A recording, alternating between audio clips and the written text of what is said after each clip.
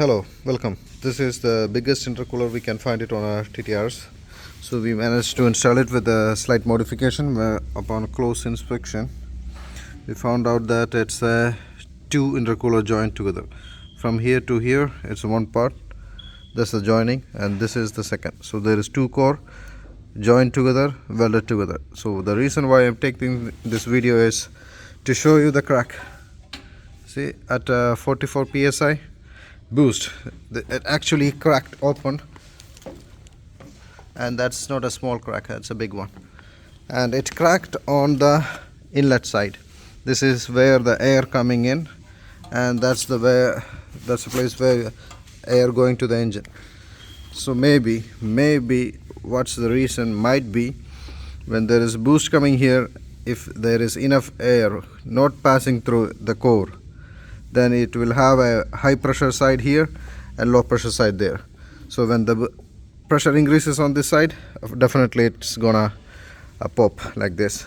Or maybe the welding quality is very poor. As you can see, the welding, it's like a line, it's not in depth, and the thickness of the material used, you can see the welding is only here, and the half of the part it's not welded. So maybe it's a welding problem. We don't know yet, so we need to take it to the shop and do a proper welding, fit it back, check it. Anyway, this is a ready-made item. The customer bought it and we install it as it is. So since we have a problem, we need to do some reinforcement, but next time we don't have to have the same problem again. Hopefully we will not have any issues.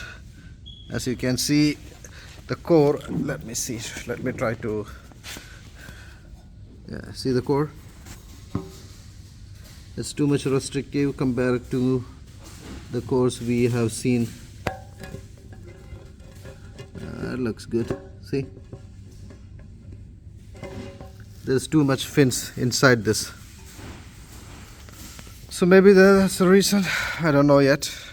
Or maybe the poor welding quality. As you can see here, a little bit focus here, see.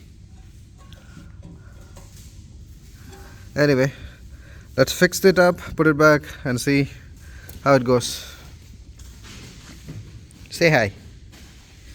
Nisandan, say hi.